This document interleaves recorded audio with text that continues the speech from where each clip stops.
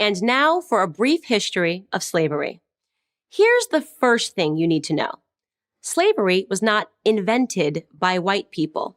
It did not start in 1619 when the first slaves came to Jamestown. It existed before then.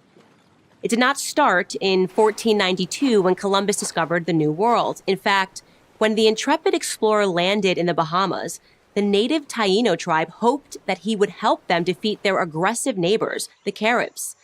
The Caribs enslaved the Taino and, on occasion, served them for dinner. Slavery existed in Africa, Asia, and the Middle East. The word slave actually comes from the Slavs of Eastern Europe. Millions of them, all white by the way, were captured and enslaved by Muslims in the 9th century and later by the Ottoman Turks. Slavery existed when the Roman Empire controlled the Mediterranean and most of Europe from the 1st through the 5th centuries. Slavery existed when Alexander the Great conquered Persia in the 4th century BC. It was so common that Aristotle simply considered it natural. The slave-master model was just how the world operated in the great philosopher's day. Slavery existed during the time of the ancient Egyptians 5,000 years ago.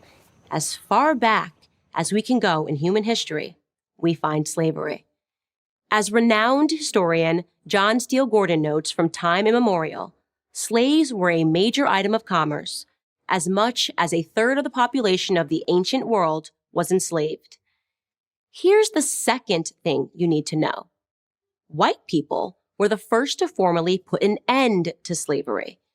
In 1833, Britain was the first country in the history of the world to pass a Slavery Abolition Act. They were quickly followed by France, who in 1848 abolished slavery in her many colonies. Then, of course, came the 13th Amendment in the United States Constitution. After centuries of human slavery, white men led the world in putting an end to the abhorrent practice. That includes the 300,000 Union soldiers, overwhelmingly white, who died during the Civil War. Now, am I saying that this makes white people better than anyone else? Of course not. My purpose here is to simply tell the truth, and the truth is that human history is complicated. No one, regardless of skin color, stands guiltless. Yet today we are never told to consider the murderous Persian Empire or the cannibalism of indigenous tribes of North and South America or the heinous actions under the imperialistic Muslim, Chinese, Mongol, or Japanese empires, to name just a few. Instead, we're told that slavery is a white phenomenon. And like all persistent lies, this lie spawns a bunch of other lies. On social media, I come across extraordinary depictions about how Africans lived like pharaohs before Europeans came and laid waste to their paradise. I wish any of this were true, but it's not. It's a fantasy. The truth is that Africans were sold into slavery by other Black Africans, and in many cases, sold for items as trivial as gin and mirrors. Whites didn't go into the interior and round up the natives. They waited on the coast for their Black partners to bring them Black bodies. The stark reality is that our lives had very little value to our ancestors. Here's the third thing you need to know. If you think slavery is a relic of the past, you're wrong. There are some 700,000 slaves in Africa today, right now. That's the lowest estimate that I could find.